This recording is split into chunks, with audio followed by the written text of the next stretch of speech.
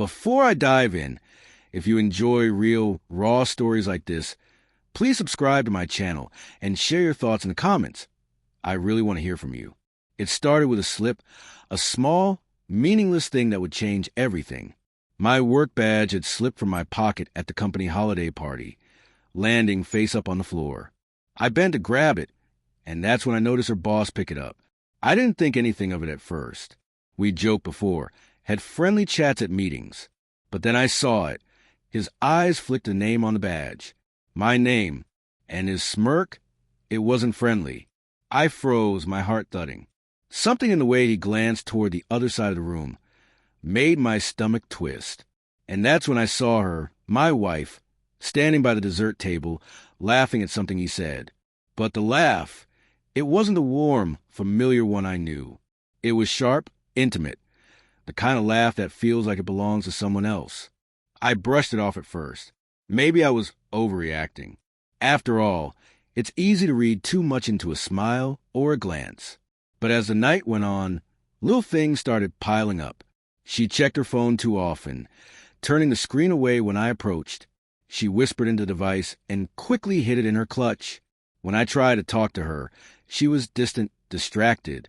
At one point, I overheard her boss compliment her outfit.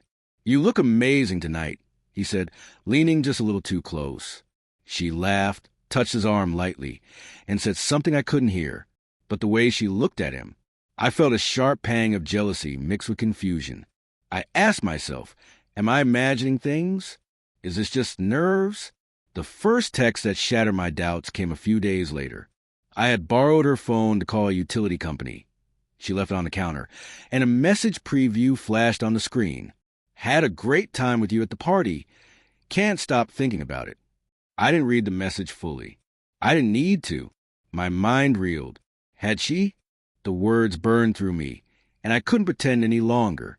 I felt betrayed, humiliated, and helpless. I started noticing patterns I had ignored before. Weekend trips with friends that seemed too secretive. Laughter that didn't reach her eyes. The sudden defensive way she reacted when I asked casual questions. I questioned myself, wondering if I was just being paranoid. But deep down I knew. I decided to confront her, but I wanted clarity, not anger. I chose a quiet night, sitting across from her at the kitchen table, our coffee mug steaming between us. I saw the message. I said softly, watching her face carefully.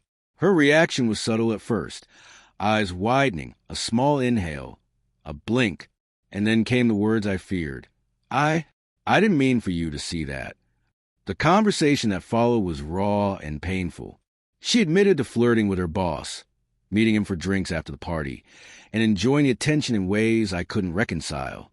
She tried to justify it, saying it was just harmless, that it didn't mean anything. But to me, it meant everything. It meant that the woman I trusted completely had crossed a line, one that erased the foundation of our marriage. I felt a storm inside me. Anger, sadness, disbelief, love, and grief all colliding. Memories I once cherished now felt tainted.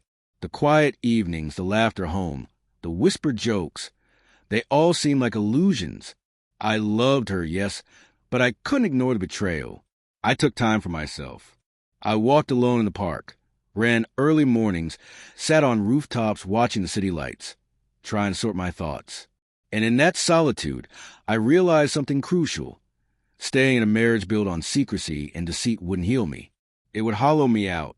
When I finally told her that I needed space, that I couldn't just move past this, she cried.